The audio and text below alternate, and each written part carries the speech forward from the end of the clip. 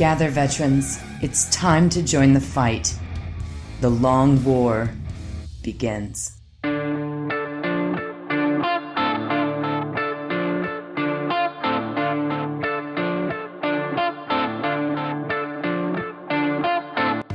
This is The Long War. I'm Rob Baer, and joining me once again are my partners in crime, Kenny Boucher and Wyatt Turk. What's up, guys? Yo, dog, great to be here. Yo, what's up? Dog life? Oh, where's Mike Haspil? He did a secret mission he had to go attend. I liquidated him. You liquidated him? That's vicious.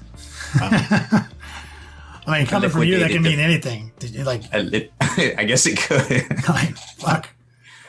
But Mike Haspil's not with us tonight. I know he is a listener favorite. He brings wisdom. What's that word for gravitas? Did you just make that up? I've heard Mike Haspil say that word. So gravitas is a word. It's a word. I'm pretty sure he's the smartest one of all of us. Oh, easily. And the best languager. Languager. But instead, it's just us three hobos.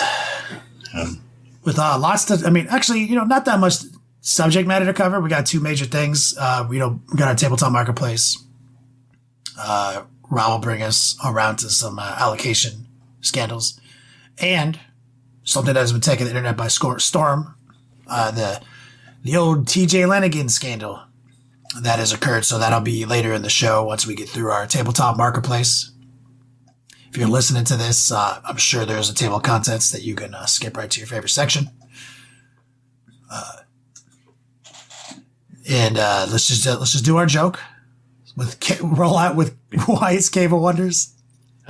Yeah. Would you rather be stranded on a deserted island with the xenomorph, or be stranded on a desert island being hunted by a bunch of billionaires with safari gear? Dangerous game style. When you say xenomorph, are we talking like the alien? Yeah, the xenomorph. Or, isn't a xenomorph like any unknown alien type? Okay, Mr. What actually? Any morphine alien. No, we're talking specifically Alien franchise xenomorph? Yes. Oh, okay. Alien from Alien. And are you speaking, thank you for bringing that up, Rob. I wouldn't have thought of this. What xenomorph? We're talking like the one that evolves from eating a human or like a dog? Yeah. Human one. Okay. That's like the deadly one. one. The deadliest one. Yeah. Okay. So a single xenomorph on a desert island? Yeah. How big is the desert island? That was my next question. It's I would say it's fairly large, like a few square miles. And when you say desert island, are we talking straight up, no trees, straight desert? No, like deserted, not desert. Deserted. It's like Castaway. Oh, Castaway. Okay. All right. Follow-up question on the big game hunter, billionaires. Are these guys legit or just a bunch of bumbling billionaires with blunderbusses? No, it's like the book, like the most deadliest game or most dangerous game. One of those. They kind of know what they're doing. They're definitely not like international bounty hunters or right. They're not like special forces, spec ops. Yeah. But, they know how to hunt. Okay, are they? How many of them are there? Three. How well armed are they? They have like rifles, but it's sporting. So they're not it's not like deer rifles where they have like a 10 times scope on them. It's like a safari gun. So it's like iron sights, big bore. It's the part of it. It's like, they're not doing this it's not supposed to be easy. Like that's the whole thing. They're evil because they're killing humans, but they're trying to be as sported about it as possible. I'm going to take the fucking big game hunters. Yeah, I kind of feel like you have a better chance with them because you can kind of hunt them back a bit. The xenomorph is just can see you in 3D. It's superior to me in every fucking conceivable way in this scenario. Yeah. Am I armed in any way? You can have like a survival knife. Okay, so sweet. In the context of fighting that xenomorph, I'm straight naked. Can we run around the island and get power-ups? Yeah, is this a game lit scenario? If you know how to make a bow and arrow, sure. But no, there are no magical +1 armor or anything floating around. I feel like I'm going to shit myself instantly and have a heart attack when the xenomorph closes in on me, and I will whatever my plan was is gone. I have no fucking way to survive that. Yeah. Like, void the bowels, crumple into the fetal position. All my traps, everything I try to lay out, don't matter. But but 3 dudes with rifles trying to give me, while evil and cruel by human standards, giving me somewhat of a sporting chance. I feel like with enough preparation and evasion, I should be able to at least like not void my bowels and crumple to the fetal position. Have more than a not zero. Have like a not zero chance. Yeah. I feel like my chances of survival have gone from 0 to something above 0. Yeah. Yeah. Because at least maybe I can take that combat knife or survival knife you gave me and maybe I can make like a spear out of it. You could do that against the xenomorph too. Yeah, but he's got acid blood. And he's like 1,000 times faster and stronger than me, so. Feel like stabbing the fucking acid blood guy in the fucking thorax as he's closing in on me is just gonna make it worse. I feel like I've watched enough YouTube videos on making cordage as well, because that's for some reason that's one of my things I like to watch. So you're listing like all the things that I would do against the xenomorph. Because but the xenomorph, while an apex predator, is not nearly as smart as a sentient human with a gun. Yeah, but he doesn't care about. You just said we don't have a gun. No, the hunters have guns. Yeah, the hunter has guns. Yeah, but like he's a raw dog. It's like a lion though. Like they're not sporting. So you can't outsmart a lion. I feel like not if he locks in on me, sees me, and we're like 400 yards away. I'm fucking dead. I don't know. Are you going off some like extended universe alien lore that I don't know about? Because I'm just going off the movies. The xenomorphs and alien are very smart because they use human DNA, and they were stocking a ship, right? So like, lots of corridors, very scary. But like, I'm on an island with trees and shit. Like, what am I do? Climb up a tree? No, he's gonna climb up after you. Like. Motherfucker has infinite room to fucking run and sprint and fucking navigate the environment. There's no fucking room I can dive into and lock the door behind me and aim a gun at it. Like, I mean, maybe a cave, but then I guess eventually he could dig down and get you. I don't know how to make any actual weapons. I can make a spear from the knife and the cordage you provided me with, and maybe a couple of tripwires. I know nothing beyond that. I don't think any of that's going to apply to maybe my survival knowledge gives me. You made like bombs and shit. I'm just like, if Alan Ripley can get off that ship, I feel like I could. If I was on a ship that I was the fucking pilot of, I feel like I might be a little bit better off. Yeah. I mean, I feel like that's worse because you're in like confined quarters with all of like the ducts and everything, and you're in the hard vacuum of space. Like here, you're on an island. There's so much more room to maneuver. Yeah, but traps. Like in a bad way. Like he can. There's no like room that I can lock. There's like no like. Yeah. There's no like. Here's a refrigerator with food because I forgot I was starving too. There's none of that shit. Like, hopefully I don't dehydrate before the xenomorph finds me. No, so they're talking about aliens in the chat. I'm talking about the first film. She had no weapons in the first film.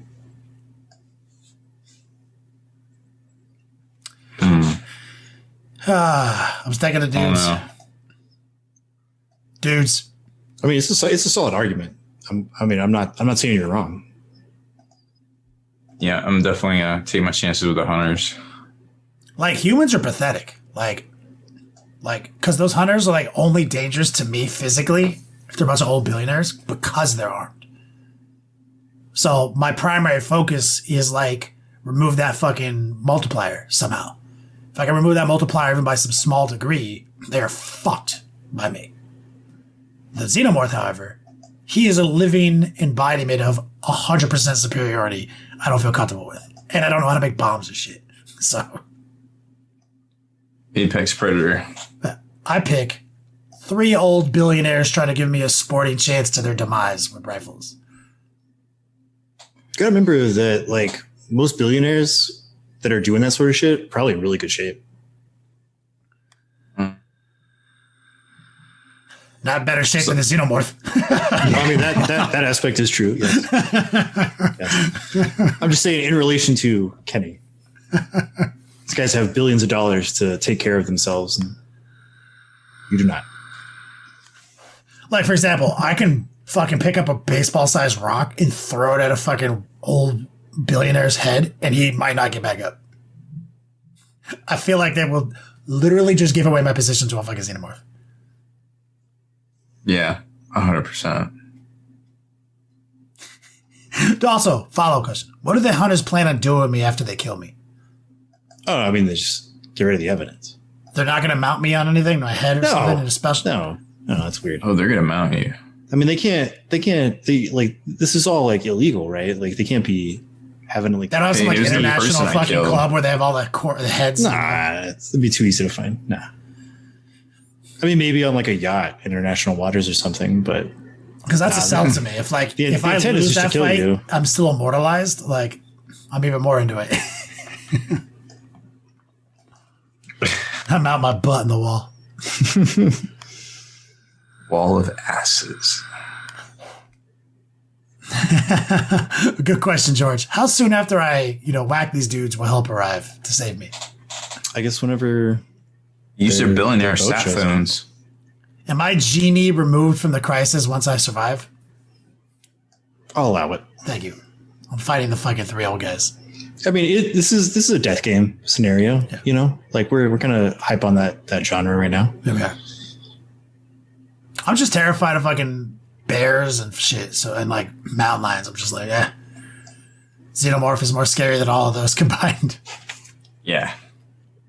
100%. Oh. Made me think of a lot of things I haven't thought of though. I'll have to go back and rewatch some Alice in Borderlands, figure out how to upgrade my brutality. See, now you're talking. Yeah. News Memorial Deaths for Rob Baer. We got lots to talk about. All sorts of the things. So on the GW release side, if you were looking for Curse City, well, it's gone. They took it off the site, and they put out a tweet this morning saying that they're not going to get it back in the. They think they won't. I forget exactly how it was worded, but they think they're not getting it back in. Let me read it exactly. Curse City is sold out on GW.GamesWorkshop.com. We were not expecting it to return online. Many copies have been sent to local stores around the world. I can't believe I just read that. Many copies, and please check with your local Warhammer store or independent retailer. Because, of course, Warhammer stores are going to have some. Am I right? So, Curse City looks... What's that? Are they going to have some? I don't know. Maybe, man. It's very silly. Did we cover that? What they did last week? I guess we didn't, because it was kind of like not really. Everybody wasn't sure. So they took everybody's orders on Monday, and they said, "Hey, you can have 8," and a lot of people got 8, but a lot of people didn't. So they're like, they sent out an email. They said, "Hey, you can get 160." 160. I saw the email and I was like, "That's interesting. I wonder if that's a typo and they mean 16." And I was joking around with some of the retailers I poll and talk to, and they're like, "Yeah, probably." Right. But apparently some people emailed them back and they're like, "Does that mean I can get 160? Some of the major retailers did. And of course they went and they pre-sold over 100 copies. Well, when it turns out they got 8. They got the 8 they were promised on Monday, not anymore. So that email was completely irrelevant. And they had to do a lot of explaining. And I saw a lot of emails go out, saying, "Hey, we're sorry. GW told us this." I saw the email from GW. It said 160. It's in a post. We put it online. Like, it was real. So I don't know what's going on over there. I guess they realized when everybody was like, "Oh, I can get unlimited now." And then they didn't. Maybe GW sold them on their store. Either way, it's gone. An obvious typo. Sloppy execution. Anybody who actually thought it was 160 in this day and age, that was a wish and a prayer. Some retailers checked with them and were told you can get as many as you want, up to 160. People actually got that response back? Verbally, not in writing. Not in writing, of course. Yeah. So they did. And, well, it didn't turn out well for a lot of people, unfortunately. So much of the same. Got it. Here at Pop Copy, we say, why do you do that? Because fuck them. That's why. Fuck them. So anyways, fast forward to today. Curse City isn't even on the site, and it looks like it's gone. So if you got one, congrats. If not, well, they're going to probably start going for more on the secondary market. That's the vampire game, right? Yes, that's the vampire game. Going on pre-order this Saturday, if you can get your hands on it, is Be'lakor the Dark Master for $140. 4 bundle boxes for Broken Realms. Celestial Stampede for $130. The Sauromarn Choir for $90. Blazing Cavalcade for $80. And Saruman? Is that the it is Saruman, but it's spelled Sorrow. Morn. I wish Mike Haspil was here. That's so silly. Dragon's Aether Runners for $80 as well. And then those 2 AOS characters, the Night Haunt Cruciator and the Stormcast Eternal Guardist Steel Soul, are both $35 each. The Be'lakor books are $40 each. And it looks like, if you hadn't seen the rules they previewed for AOS for Be'lakor, it looks like they're very similar, like 99% similar to the Everchosen book that came out last January when they put out the Slaves of Darkness Start Collecting. So I'm kind of like, wow, they're really similar. I don't know if it's worth buying the book until we see everything, but yikes. So that's the new GW releases going on pre-order this week. I will just, if you weren't in the pregame earlier, just a fair warning, at local game stores, Be'lakors are allocated to 2 per store. And you said you think there's only 600 retailers on that list. So you're saying that there's basically only 1,200 Be'lakors going out independently. Independently. I'm sure GW will have the bulk of the stock to sell on their web store. Which no, I mean, obviously, because there can't just be 1,200 Be'lakors in circulation. That math is completely broken. When you bring in 10,000 copies of a Space Marine book, and 30,000 Indominus sets, you have more than 1,200 Be'lakors. Yeah, that's what I'm saying. It's like, this is so clearly. So, real talk, guys. If you were counting on getting one from your local game store, that's just not going to fucking happen. Mathematically. I've been on the wait list with Hammerhead Games. As soon as I heard about it, he was like, "You're like 30th, Doug." And so I'm like, "Oh, yeah." But if you're looking for great looking alternatives to Be'lakor, the Dark Master, check out Creature Caster's Lord of Malice, which is $75. I think it might be a tad bit big, but it's very close. You can definitely get it on a very similar size base. Or Gamek has, he's calling it, I think it's a Winged Demon Bella. It's basically inspired by Be'lakor, of course. We actually have them for sale over on the Spiky Bit store. It's $49.99. The measurements are pretty close, I think, to what it's going to be. Or you can buy the STL if you want to print it out yourself from Gamek's My Mini Factory as well. So great alternatives out there.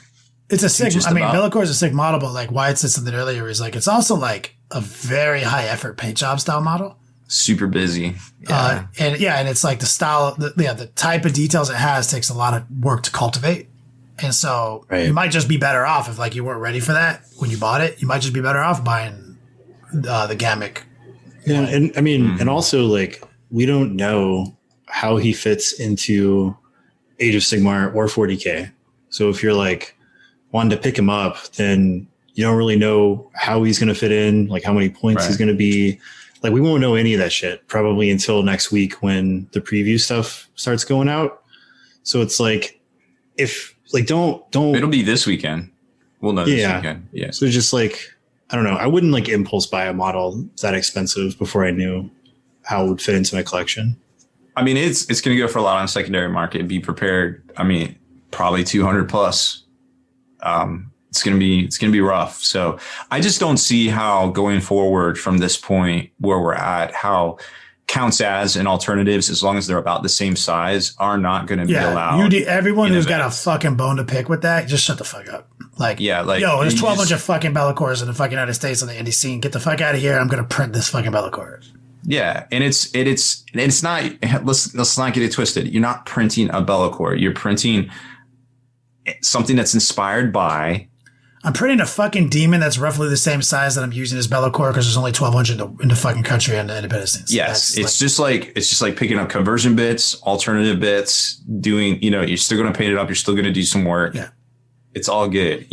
Now, if you print out a 1-for-1 port of it and show up at an event, you might get called out for that. Yeah, don't be a dick. Go get the one from Gamic or go get the one from Creature Caster. Don't go fucking download a 1-to-1 fucking render of it. Well, I mean, what you do in your own house, in your own tables, your own whatever, that's cool, man. I'm not here I'm not the phone police to tell you what to do as far as that goes. But I'm just going to say, when you're out in public, we live in a society and things get called out sometimes. So just, be aware of that. Be responsible. That's all.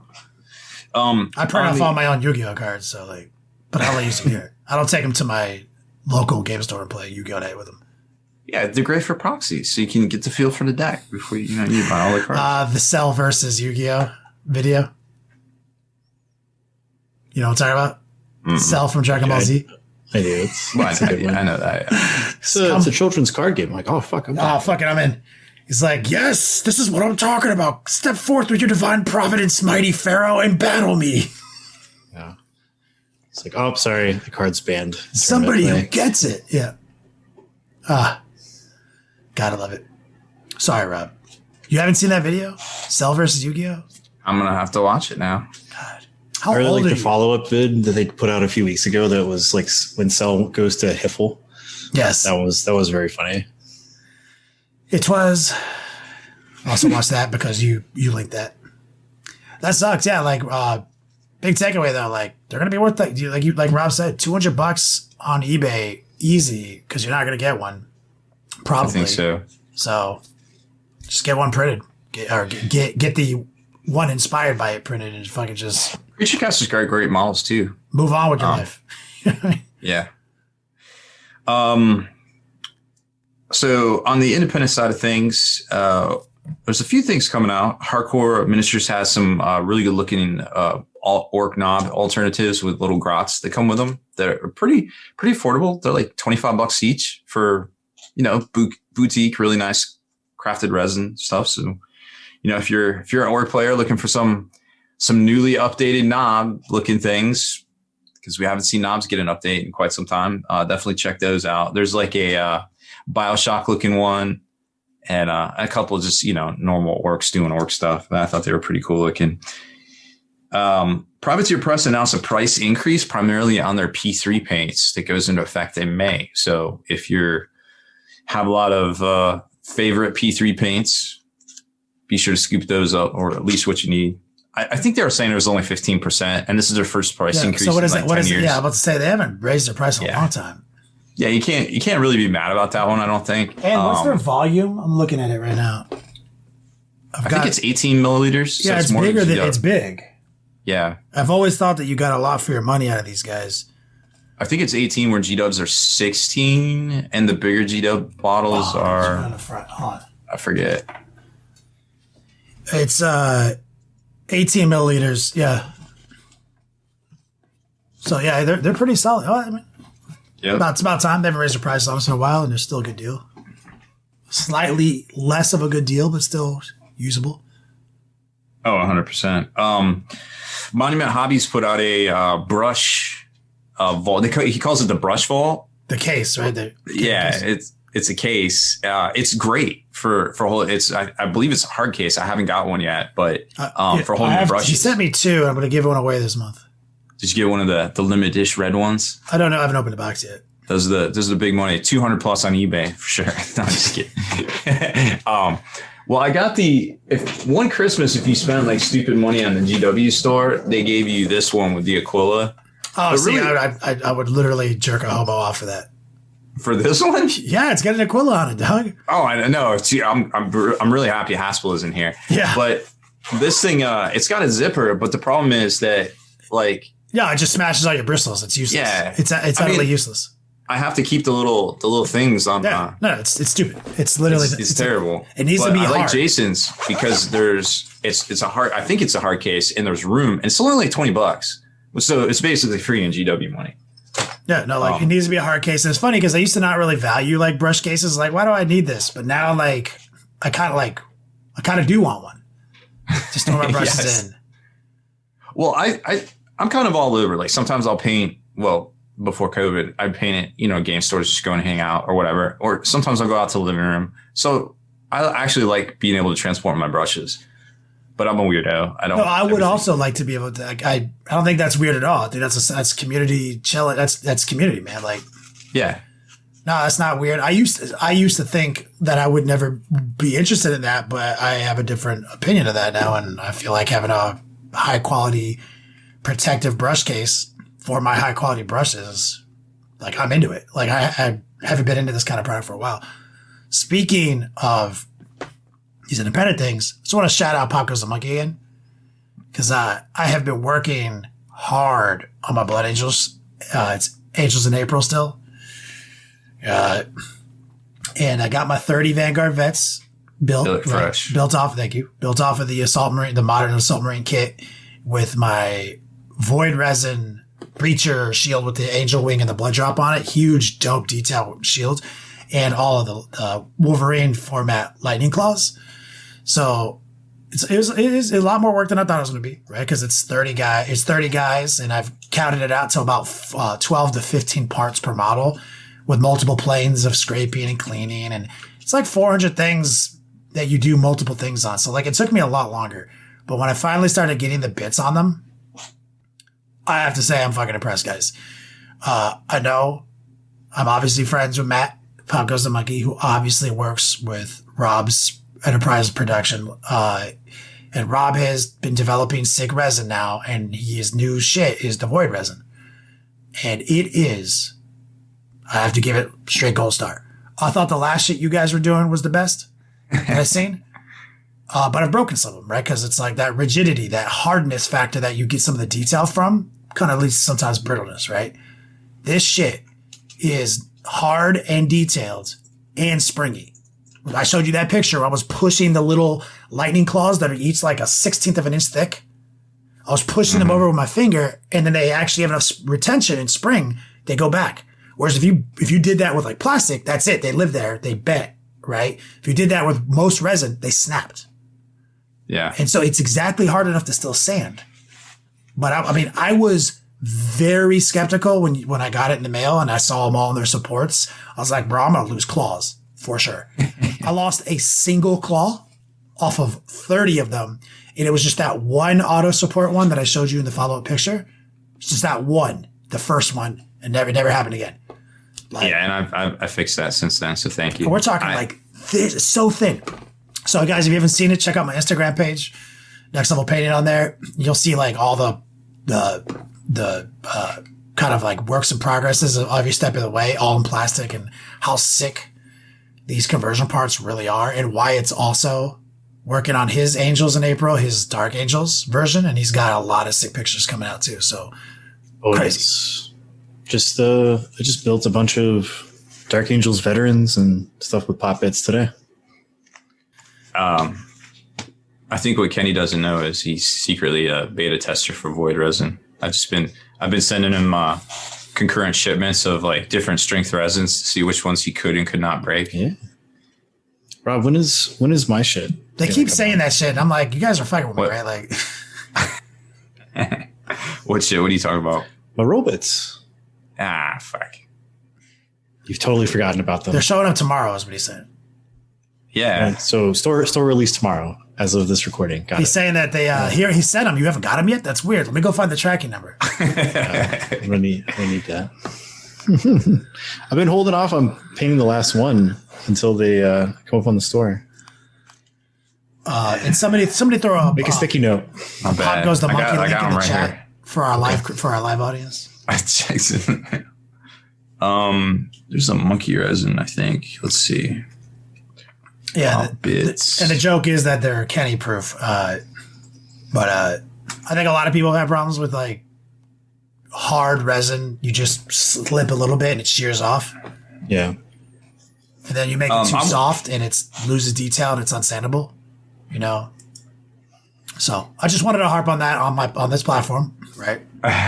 No, I appreciate it. I spent a lot of time trying to get that blend down. I think it's the best resin on the market, like for 3D prints. Yeah. I don't know if there's anything better out there, and I spent a lot of time on it. So it's good to see that it's doing exactly what we wanted it to do. Like I said, I couldn't believe it. I couldn't believe those claws didn't just snap off. Like it blew my fucking mind.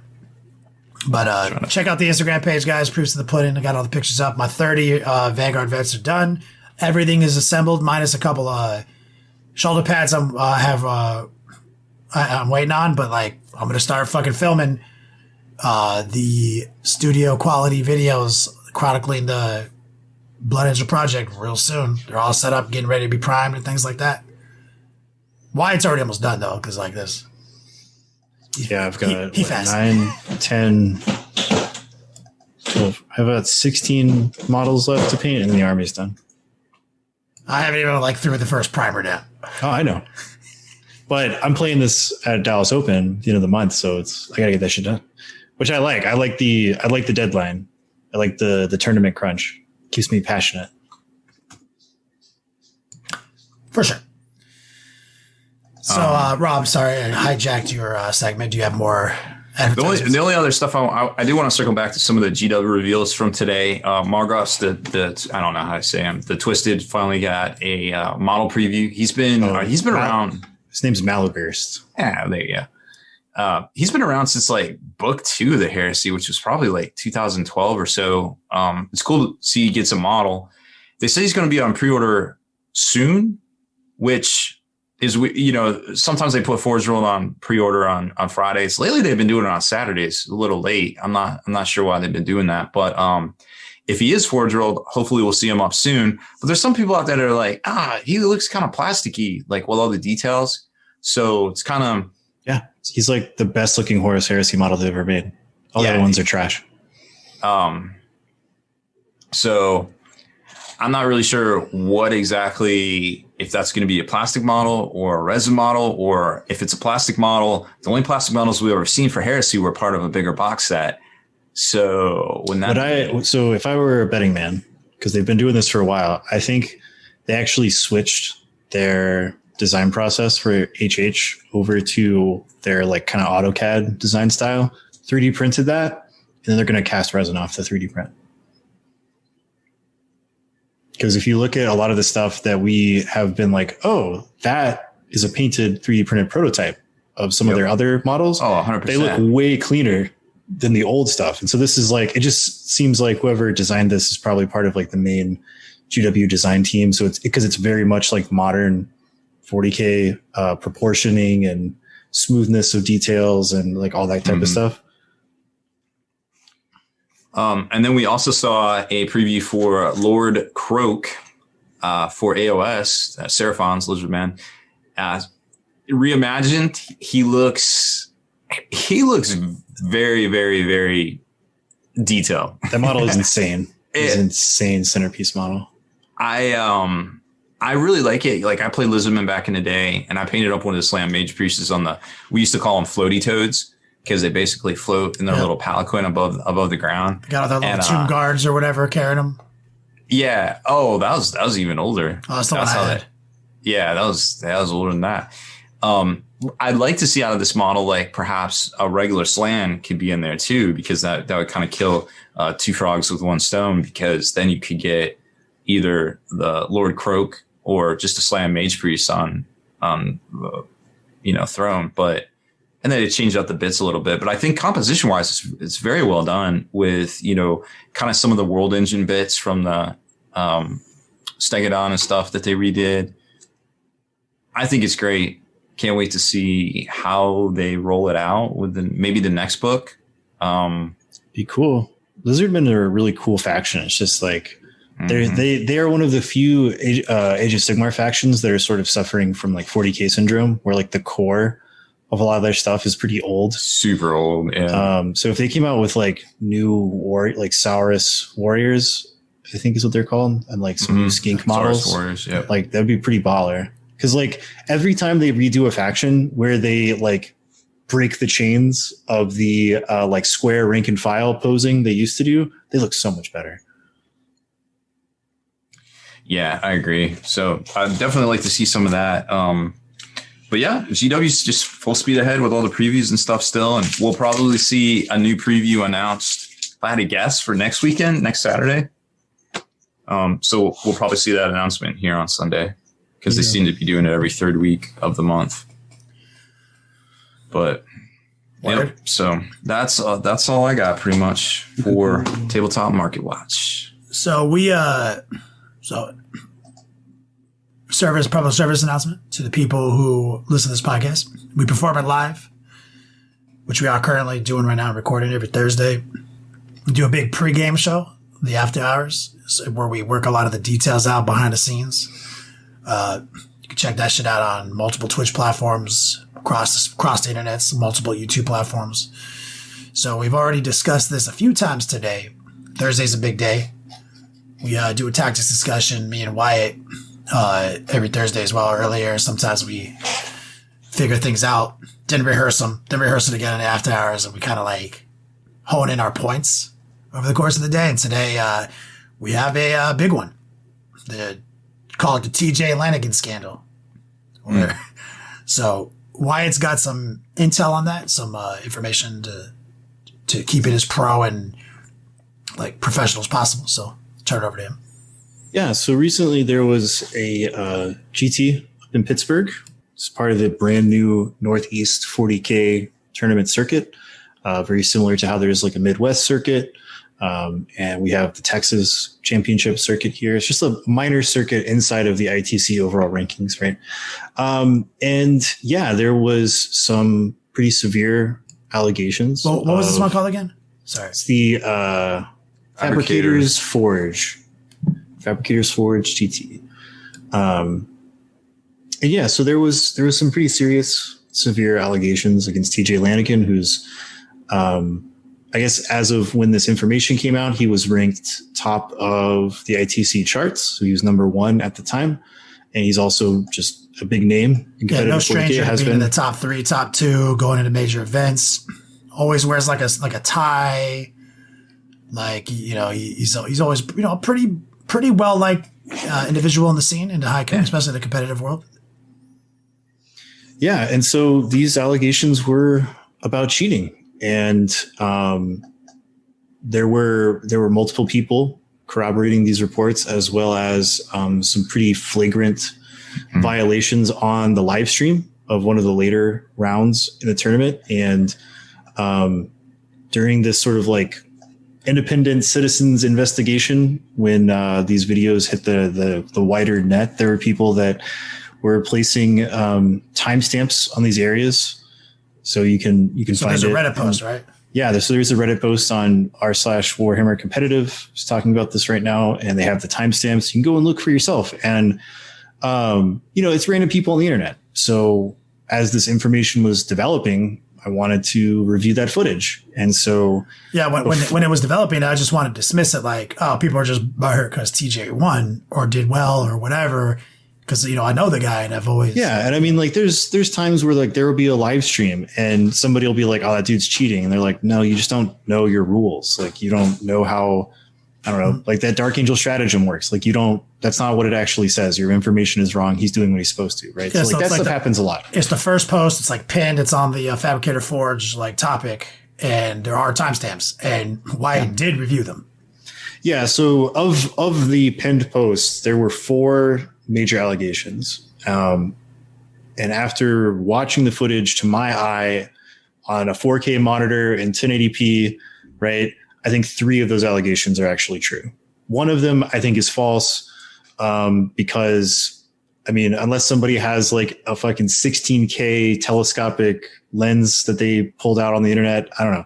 That information seems a little fudge, but 3 of them, yes, sadly were true. And then as this was developing, the TOs and some of the like runners of tournaments in this circuit came out with an official statement. And basically they were like, yeah, this happened. We deliberated and ruled on it. And these are the punitive measures. So I think just so wires don't get crossed or anything, I'm just going to quote what the TOs stated, and then we can talk about it. Yeah. And just real quick, I think TJ was number 1 chaos on the scene. Just to be as accurate as possible. He was third overall. Third overall, number 1 chaos. Every point matters to him. So anyway, Wyatt. Yeah. So this is the quote. Quote: I know there's a lot of discussion on this thread regarding what occurred during TJ's games, the Northeast 40K tournament circuit TOs.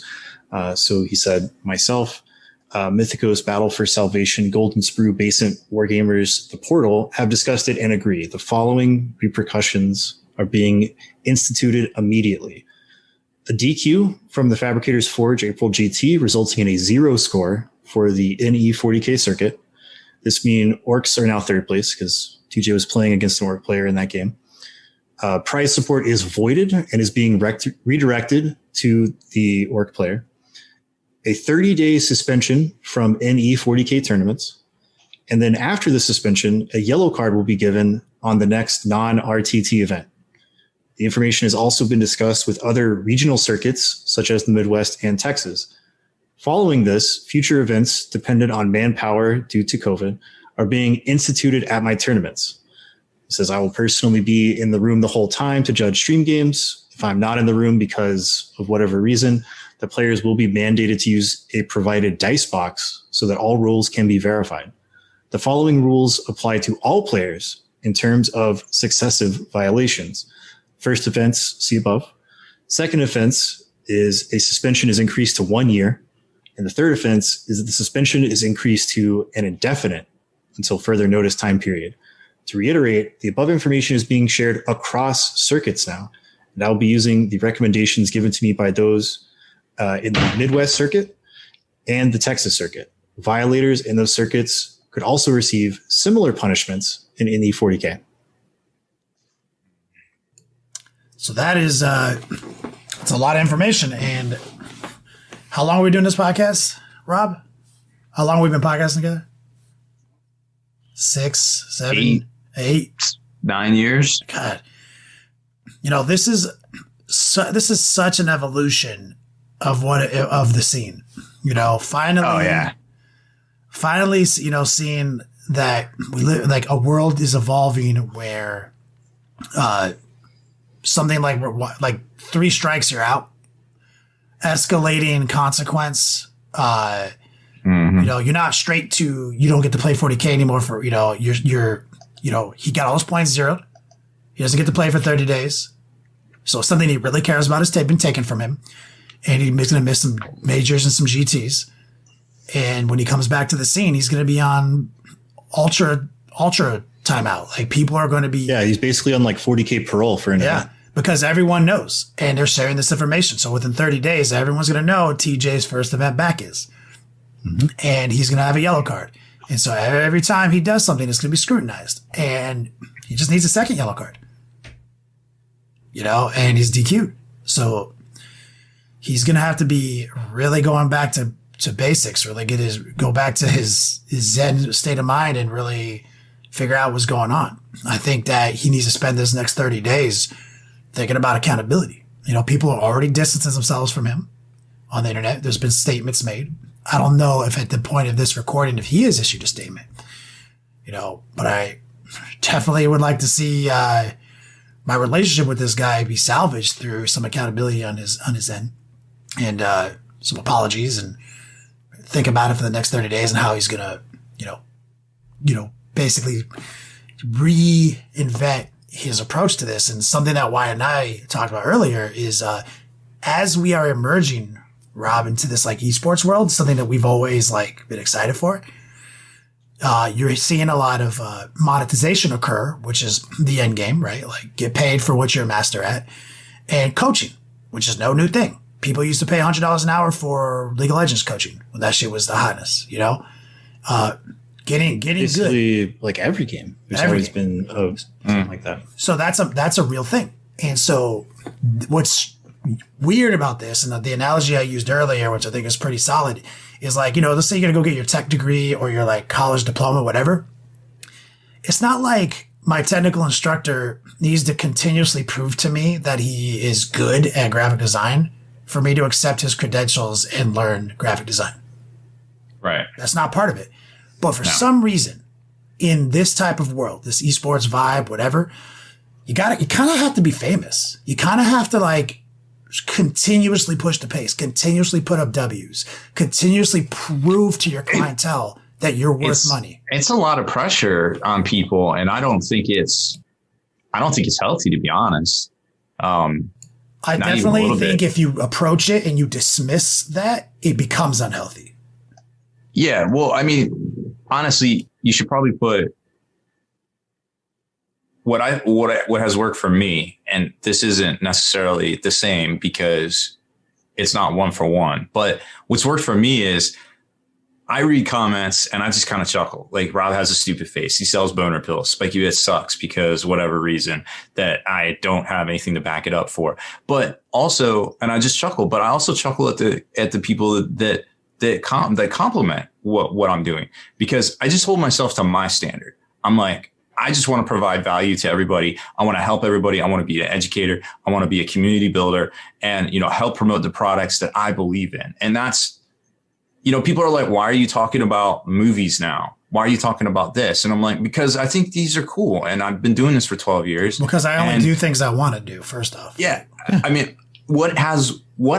talking about what I thought was cool has monetized my life for the past 12 years. So I'm just going to keep doing that. You said something really important. You got to be careful not to just to hold other people to your personal standard. All you got to do is hold yourself to your standard. And then also acknowledge that you're never going to meet your own standards 100% of the time. And what's important about this is Rob never had to be famous and continuously prove to people why he mattered for them to consume the things he did. He presents it. People choose to consume it or not. Move on. Doesn't affect him in any way. But the weird thing about this, and that's most education, that's most thing. The weird thing about this is constant necessity to put up W's and prove your relevance in a competitive way in order to feel financially secure causes problems if people don't really identify them. I've heard it said, I'm not, this is not a pointing the fingers or nothing. I've heard other people on the internet say, ooh, another, Art of War guy got caught cheating. I saw Nick Nalvadi distances himself from TJ Lanigan already, saying, yeah, because of his cheating, he hasn't been a part of our crew for a while. I saw already that he's been kicked off the American ETC team. He's already consequences are being inflicted, but you also, that one in the middle, people distancing themselves from him, that whole organization's about putting up the W's.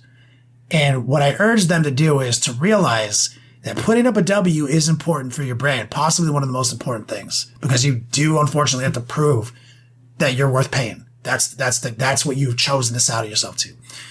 But cheating, is going to cause the exact fear you had to occur, and already that is occurring.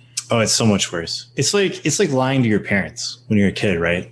Yeah. If they're like, hey, did you break this glass? And you're like, nah, the dog did it. Then they find out that you lied to them.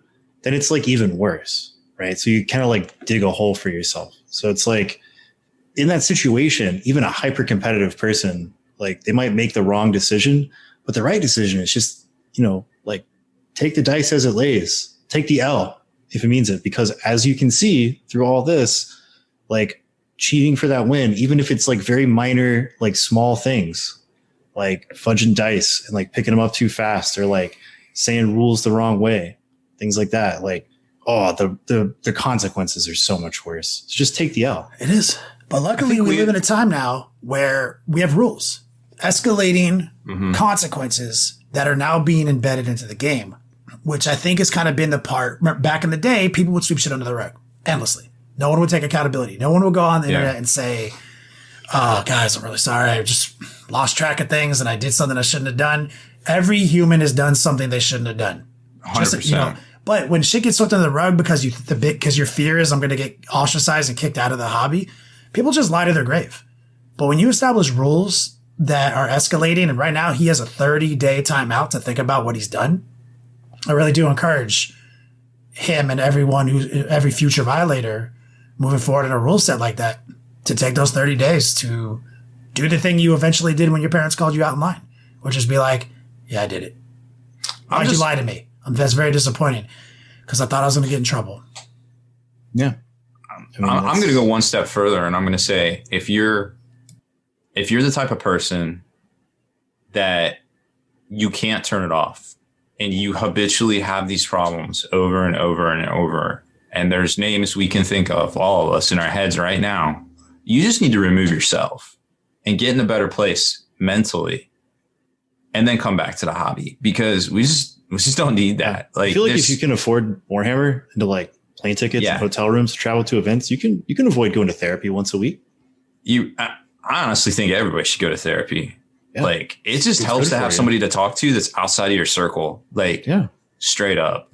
Yeah, you know, and it's funny, like, all joking aside, like, the witch hunt that goes on the internet is a little exhausting. It's a little exhausting. Like, first off, like, I've heard so many people say, like, you know, like, fuck these guys. They should get, you know, fuck them forever. Like, they cheated at Toy Soldiers. I'm like, dude, it's kind of like your argument kind of invalidates your argument. First off, it's Toy Soldiers. Someone cheated you at Toy Soldiers. That guy doesn't deserve to die. That guy doesn't deserve to be kicked out of your life forever. You know, like, I used to cheat at Uno endlessly, dog. Yeah, like, so when I used to play with my family. It either doesn't matter because it's Toy Soldiers, or it does matter because they're on the pro circuit of this game that's being played at a very high level. Just like any other game, Magic is just a kid's card game. You know, League of Legends is just a dumb video game.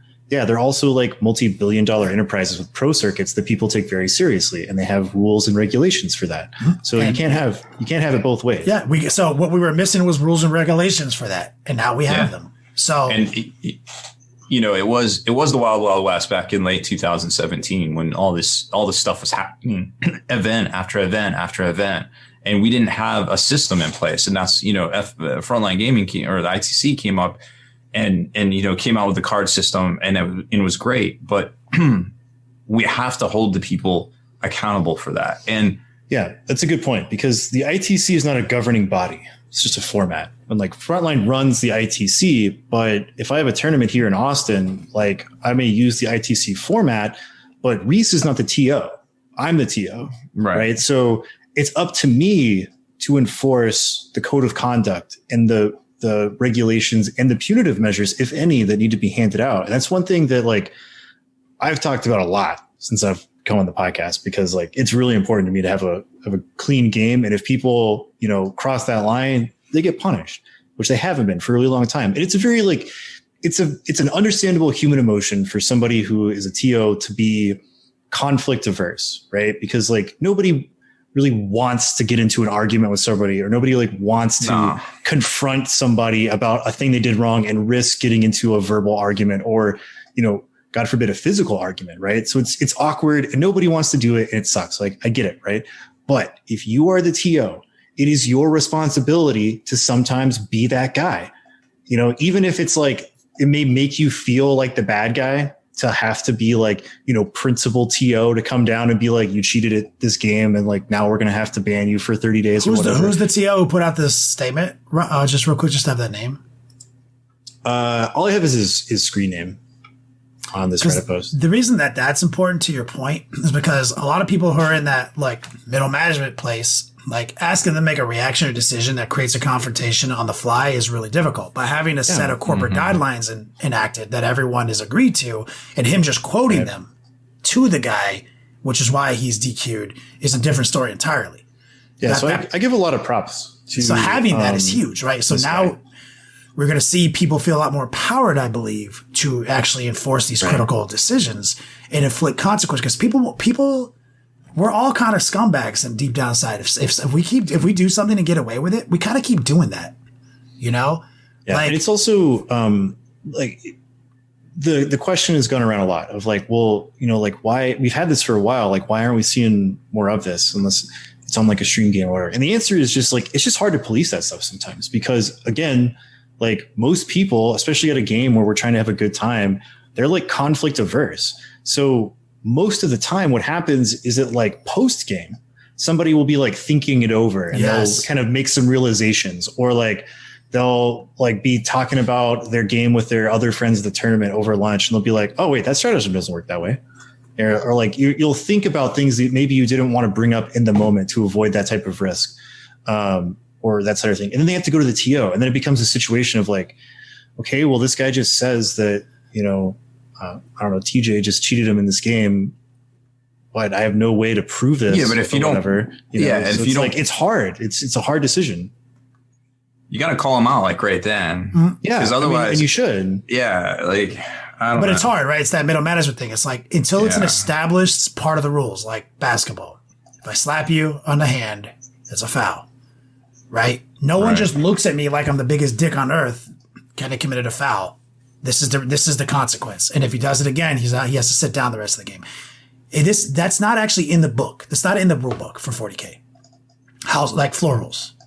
So it takes a while for people to like understand it's a part of the rule of the game when we play at tournaments. And when it finally clicks, when it's like, these are the rules. It's just like me. It's just like if Wyatt picked up some dice and was like, bolters are 2 damage. And I'm like, I don't think that's the rule. That's in the rule book. That's why I feel confident to say that to him. Right? So when these are the rules, it's different. Calling a judge over, this guy's doing something I don't agree with. And, as per the rules, I want him to explain it to you off of our chess clock time to see if this is legit. That's just me clearly stating the rules and moving through the motions. And the judge might give that guy a yellow card, might not. That's just the fucking rules. Right? But that's a confrontation until it finally clicks that it's just the rules. Right? That's stopping this guy in his tracks, saying, stop, calling a judge over, negative. No. That's just the fucking rules, man. But it takes a minute, I think, for that to be established. And having a TO put out this stuff, try to communicate, try to put these in action in conjunction with these house rules is a humongous first step. Or 15th step. Yeah, I mean, like that's why I give a lot of props to the tournament. I mean, his screen name is like Kirisu, so like, good job, Kirisu. Like, I appreciate that because that's something we've been seeing here in the Texas circuit as well, where like we have this agreement now of like what these measures are, and they're enforcing them. So at Clutch City, there was a guy, his name was like Abalez, and he basically cheated in every game except the one where he was on stream being watched like a hawk. And why was he being watched that way? Because he had just come off of a year-long ban from all TCC events. And he came back after a year and then did it all again. And so it was kind of turned funny. it off. Yeah, because we were waiting. I was waiting to break this news until they made the public announcement of it. So I had to sit on this information for like a week. And it was funny seeing like, people, they were like, how is Tao doing so well at this tournament? And I'm like, well, I can't say, but it's because he cheated. And then they were like, okay, you fucked up. Like we gave you made some mistakes and we gave you a small ban, gave you that slap on the wrist, make you think about it, go sit in the corner for 30 days, right? For however long it was. And then he was like, okay, well, you did it again. So now we're going to ban you for a year. And then he came back after a year and did it again in 5 out of 6 games at a major. Jeez, dude. And they were like, okay, indefinite ban. Like until you prove beyond a reasonable doubt to one of the people who runs events here that you can be trusted, you can't play with us anymore. And that's why I was like, yes, finally, make an example of this dude. Yeah, and cool. There's a lot of stuff in the chat that I find interesting. Still very polarized subject, man. And I just urge people just to take a step back from it, man. Just look at like TJ is in the process of being punished, right? So was this human in this example that Wyatt made. He's in the tier 3 third strike of his punishment, which is he's gonna have to do something pretty above and beyond to get back in the scene out there, right? His hobby's basically over. But before you escalate to like, high horse mode where like, people aren't, motherfuckers, who knows what the motivation was. It's still wrong. It's bad, but It's like, we got rules in place. He's got to sit down for 30 days, right? He has to miss out on the thing he cares about the most for the next 30 days. That is a pretty big blow to a guy like him. And then when he inevitably, if he chooses not to take it seriously, when he inevitably fucks up again, that's a year, The people I care about the most in this story are the people whose game was ruined. The people who were disrespected on the table, right? Like, I wish there was a way to retroactively unwind the past. But I hope that people realize that if TJ had been doing this for years, that if they had, stepped up, I'm not blaming them, I'm not victim blaming them, but they're allowed to call out somebody who's doing something wrong. It's a game. That part of it is true. It's a fucking game. So the book does say don't cheat. Like, you don't cheat. You know, and so when someone's doing something wrong, you are fully allowed to say, I don't think that's correct. And understand that you have that power, and it's not a fight. You're not fighting somebody. You're not gonna have to throw punches at somebody. You're just gonna say it. And you have that power. So, you know, it sucks that it has to happen, and it sucks that somebody did it to you and put you in that situation. But yeah, I mean, it sucks this happened. I'm sorry this happened, but I am glad that the TOs did the right thing, handed down some real punitive measures for what is considered a first offense, right? Because, I mean, I could go out on the internet and I could say, like, Kenny's been cheating at 40K for years, and I know it. There's no proof to that, right? And so it really wouldn't be a fair judgment for you to go off the word of a stranger, right? So, like, you have to be caught in the act, and he was punished, which is what you got to do as a TO. So that's why I'm appreciative of what they did with this event and what more and more events are doing, because, like, TOs are part of the community. We are part of the community. So, like, we should talk to our TOs and be like, hey, like, if something happens, like, you need to step up. We can't have the same thing that we've had for the last over a decade of, like, you know, people cheating at events, and the TOs are like, you know, don't do it again, guys. Haha. And they come back the next year and they do it again. They come back the next year and they do it again. Right. And everybody gets pissy and they're like, oh, we got to play those guys again. You know, that team that always fucking cheats, you know, because they never get punished.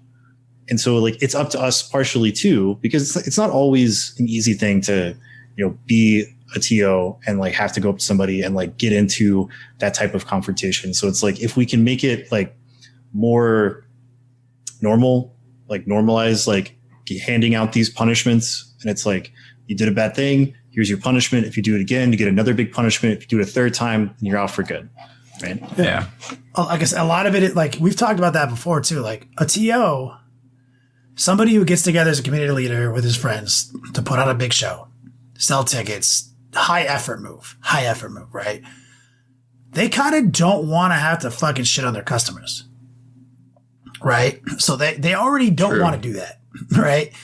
But by creating a kind of like, well, you know, I'm sorry, bro, like, it's off my desk. This is the rules. I think that goes a long way. I mean, yeah, sometimes it's hard, but you don't buy a ticket and get a bot pass to be a cheater. So no. This is not. Yeah, no, I'm not. This is for the TOs. This is because TOs find it hard. So what they will possibly, not every TO, but, like, what has happened a lot, this is why this is a big deal, is that they flee from the conflict. They'd rather just avoid it. Conflict avoidance. And then, but when you have a set of rules and guidelines that you're enforcing that aren't even like you're now middle management, like I said, it's kind of takes away the scary part for them. Like, yeah, because you can just cite it and then it's good to go. These are the fucking rules. And and I understand this is how this works right here. Yeah, it's just I am reciting to you the rules that you have broken, and I want to hear your story about why you think it's unfair, but unfortunately my hands are tied. Like, these are the rules. Bye. And so I think that goes a long way. And floor rules, it took floor rules a couple years to get to really embed themselves into the scene, and now this. Yeah, because, like, the reality is it's getting better all the time. Like, we've been on an upward progression of betterness since the floor rules have come out. It's just been slow, you know. Like, it's not a unified body. We don't have, like, the, you know, Olympic judge committee that goes over every single event, right? We have a lot of individual events with small teams of guys or individual guys sometimes that have to run these events. And, like, it's getting better. So, like, I'm not choosing to see this as, like, just another scandal. I'm choosing to see it as it's not another scandal for betterment of the overall community, because, you know, I've been doing this for a long time, just like you have. I've been in this competitive community, and this is so much better. It's so worlds better than it used to be, where it's like, fucking guy cheated and he won the tournament because of it, and like nothing ever happened to him. Yeah, right? They did it over and over and over again. And now it's like, now there are repercussions to this, right? Some people will hear this and are saying, this is why I don't play in tournaments. Now, this is good. No, this is good. This is a good thing. And just keep in mind, too, that it's like one person at a massive event that, out of How many people were even at that event? It was like 32, and then it went to 28. So it was a GT. But like, I mean, even at a big event, right? Like, you're talking like LVO, right? 800 people playing in the major. So statistically, there should be more cheating events at LVO than any other event throughout the year, right? There was one person who got in trouble and actually got DQ'd. There's only one out of 800. So that's still pretty darn good odds for how it used to be. Mm-hmm. Yeah. So that's the update. Go check out the Reddit thread. See the timestamps for yourself. Make your own decisions. But there is evidence that is posed to you. There's a bunch of people in that chat, and there's an evolving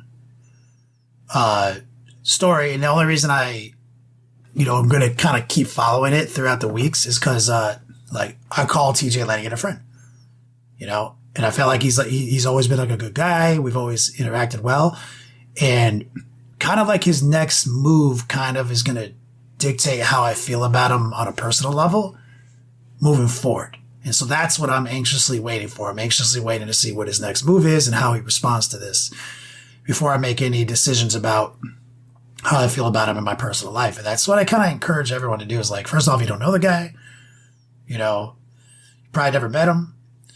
But let's see how he responds before, cause I do think that if, with the proof in 3 and 4 of those timestamps, that is beyond contestation. If the dude says anything but, does anything but owns it, I kind of do think that's enough information for people who've never met the guy to formulate a decision about him. So, evolving story. That's the only reason the story is now interesting to me beyond what we have said in this podcast is this is actually good evolution of dealing with things. But that's the personal note for me. That's my end of transmission for me. Yep. Couldn't have said it any better. Well, I guess we did it. Even without Haspil. I heard him knocking at the door earlier because he saw my Aquila. Yeah. I didn't think with an Aquila on it, he will buy it. Yeah. He's he was in the middle of writing something and he looked up like there was a dog whistle, but it was the Aquila whistle. He felt the disturbance in the course. It was the chip firing off. So I guess that is it for this one, y'all. Thanks everybody for watching. Right? That was it. Those are show notes. I believe so. I kind of zoned out for the last 5 minutes. I won't lie. I'm really tired. I came clean. I didn't get my yellow card. Thank God. This is what he does when I don't say Rob. And then he knows to take us out. He's like, I don't know what to do with my hands. I was trying to respect him by not just throwing him like treat him like a ship's computer. Rob. So head on over to the longword.net and become a veteran of the Longword today. Great job, bud. Gold star.